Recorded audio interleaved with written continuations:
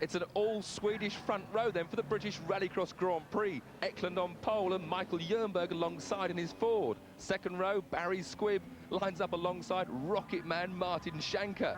Eklund there, tense moments before the start. Schanker looking very confident indeed. John Welch right at the back. He's got a lot of work to do in this final.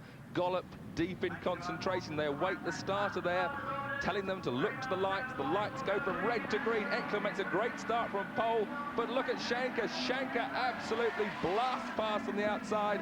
That's what everybody was worried he would do. He takes the lead into paddock, neat and tidy. Eklund second, Squibb a good third, and a battle for fourth there. Looks like Jernberg hasn't made such a good start as his fellow front row Swede. He's down in fourth. Duran a good fifth. Welch, he's made a good ground. He's up to sixth place, but it's Schanker out front. Can Eklund catch him? Can Barry Squibb go better than his third place last year? Jernberg and the other escort, and that's Gollop. Gollop, though, in trouble. He's pulled off from the outside of the circuit at paddock, and obviously he's had a tough time developing that Peugeot this year. Schanker out front now. 4.5 laps this final, and Schanker already with a good lead over Eklund and Squibb. Jernberg doing well, Duran still battling away after all those problems. He certainly will never give up. But Squibb is the man now British hopes really depend on. He's running third. They're sliding wide with Welch right at the back there. That's Richard Hutton. He's a Group N car, the only Group N car to qualify for the final. He's quickest Group N man all weekend, but unfortunately broke a gearbox in the Group N final and didn't star too well in the race. But he'll be trying to make up ground now in this Grand Prix final. Duran already begins to steam from that leaking radiator.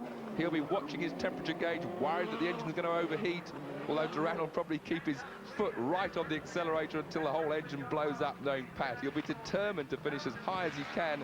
The mechanics have done such a tremendous job, under 2 hours to get this car back and fit for the Grand Prix final.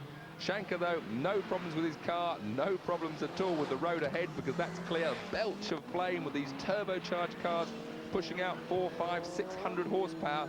And as they lift the throttle, you get that belch of flame. Through the tight S's, there's Steamer Duran doing his best in fifth, but nobody's stopping the two out front. Squibb can't do anything about Eklund, but he's holding off Jernberg. Jernberg's been very quick all weekend, and Squibb really holding his head up high against his very high-class European opposition. In the background, though, Duran trying to catch Jernberg, and they're pulling well clear of Welch down in sixth place. Here's that battle in for sixth. Welch ahead of that Anders Norstedt in the Nissan. Sturkins in the Fiesta, and Hutton tries to get through for eighth place. He pushes Sturkins out wide. Sturkins off on the grass. He goes and so nearly clips the back of Hutton, but Hutton escapes in eighth place. Sturkins looks like he's stalled it, and he's right at the back now. But the man right at the front is Martin Schanker. As we go back and look at that incident again, Hutton pushing Sturkins wide, a little bit of a pushy manoeuvre, and Sturkins out on the grass really had very little control over missing Richard Hutton, but he did so. He's now got going again, but he's right at the back. Out front, though, Martin Schanker, just a lap and a half to go to another Grand Prix win, and it looks like a lap and a half is about all poor Duran will make. In car, we can see it's getting smoky inside. Feet working hard on brake, clutch pedals, and Duran still soaring away at the wheel. He must be almost in a steam bath there. Let's hope that engine can last another lap and a half. Here goes Schanker across the knife edge for the last time, heading up for one more lap. And Duran can probably hardly see where he's going. He's dropping away in fifth now, well back from Jernberg, but still ahead of John Welch. So I think Duran will be happy just to finish, to give reward to those mechanics that did just a superb job to get that burnt car back on the grid. Over Hoppy's drop, while Schanker is about a quarter a lap ahead of Duran. Across that gap, the new gap where the track's been changed, out onto the racetrack, down Surtees Straight. Eklund still charging hard behind, but I don't think he's going to catch Schanker. He's kept the pressure on him all weekend, but when it came to the final, Martins just showed that little bit of an edge.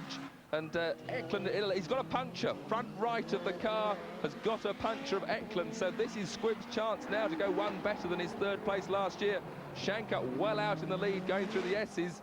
And now, yes, Squibb has seen it. Squibb is charging. Here, Eklund's problem is he can't turn left.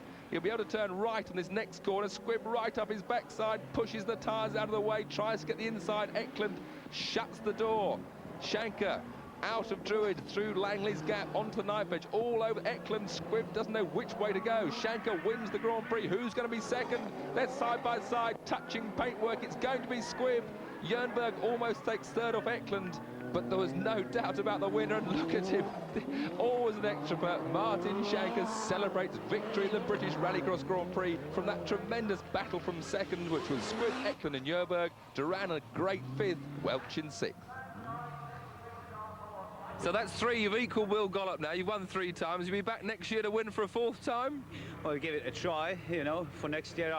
If the car is performing like this and I'm not getting that much slower, I reckon we could perform for a 6th European Championship.